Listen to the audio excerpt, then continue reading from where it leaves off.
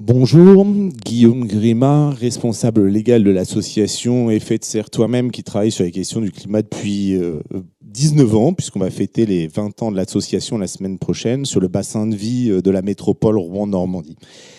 Des remarques, pas vraiment des questions, pas vraiment, mais des remarques. Première chose, très heureux d'entendre une sorte d'unanimité entre le conseil régional, la préfecture sur l'urgence climatique. C'est la première fois que l'humanité est en train d'agir pour essayer de préparer son futur de façon aussi structurante. Elle ne fait pas débat aujourd'hui. Les scientifiques nous ont alertés depuis des années. Il est temps d'agir. Vous avez posé la question de savoir quelles étaient les conditions de la réussite de ces actions. Il y en a, de mon point de vue aujourd'hui, 4 qui n'ont pas été abordées, ce qui ne veut pas dire que c'est en opposition, mais en complément de ce qui a été dit. Le premier, c'est sur la question énergétique. Nous vivons une crise énergétique qui touche à la fois l'électricité, le gaz, le pétrole, toutes nos sources d'approvisionnement en énergie fossile, qui est une première historique sur laquelle il ne faut jamais oublier la question de la précarité énergétique qui touche nos concitoyens, les foyers, à la fois dans la dimension évidemment de l'habitat, mais aussi maintenant des mobilités. C'est un enjeu majeur qui est en train de monter de façon structurelle dans la société et qui génère de la souffrance sociale, qui pose un certain nombre de questions démocratiques. J'y reviendrai ensuite.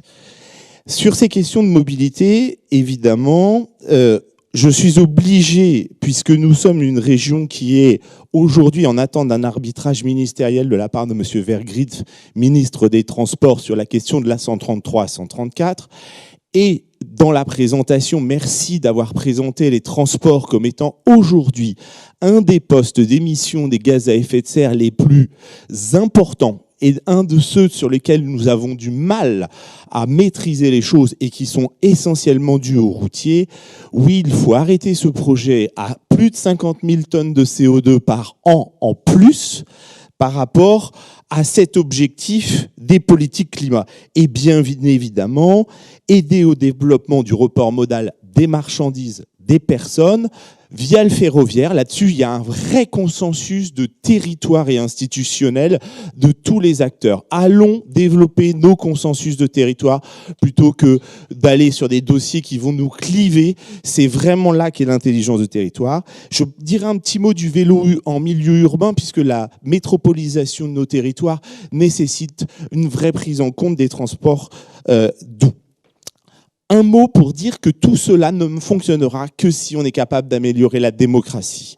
La démocratie sur les politiques climat, c'est un fondement dès les premières théories des années 90 sur comment on pourrait faire.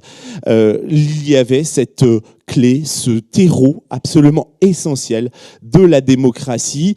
Comment réactiver nos concitoyens qui, pour une partie, sont un peu en désespérance profonde de l'acte citoyen, de la démocratie, etc. Et on en a des éléments tangibles d'analyse actuellement. Eh bien, là, il y a un grand champ qui est une des conditions de réussite de n'importe quelle politique climat. Puis un dernier mot sur la présentation sur la santé. Il y a un enjeu majeur qui touche là aussi une population grande désespérance, qui est la jeunesse et la santé mentale. Il faut absolument trouver des solutions pour agir sur cet aspect-là. Notre jeunesse, et malheureusement je n'en fais plus partie, et finalement il y a peu de représentants aujourd'hui, mais est en vraie désespérance, notamment sur l'éco-anxiété, mais sur d'autres secteurs aussi. Et la santé mentale chez les jeunes est aujourd'hui un élément structurant de notre avenir. Si on travaille sur le réchauffement climatique et les dérèglements climatiques comme étant une urgence, il faut s'interroger sur cette question-là, qui est absolument centrale et qui est très difficile, mais peu traitée. Merci de m'avoir laissé la parole et d'avoir écouté.